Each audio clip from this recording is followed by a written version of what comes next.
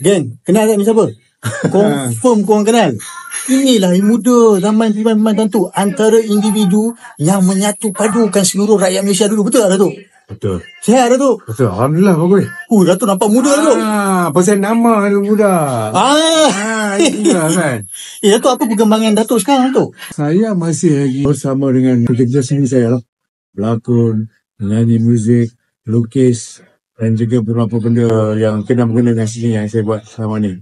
Masih lagi aktif. Okey, antara ni Datuk buat buku ni Datuk? Buku ni kita buat untuk peminat-peminat saya, pemain-pemain Tantu yang selalu bertanya, pemain-pemain Tantu tak sambung lagi ke pemain Tantu, kenapa tak buat lagi? Kami membesar dengan pemain Tantu menceritakan masa kecil kami. Inilah buku dia.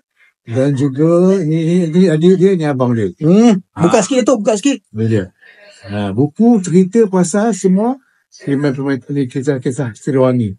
Geng, ingat Piman Tantu masih ada. Dalam TV je yang dah tak ada, tapi dia masih hidup dalam jenis buku komen ni.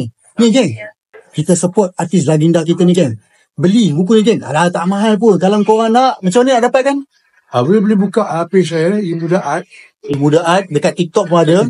Tengok dekat komen, nanti Datuk akan komen. Mesti komen. Follow. Lepas tu DM kalau nak.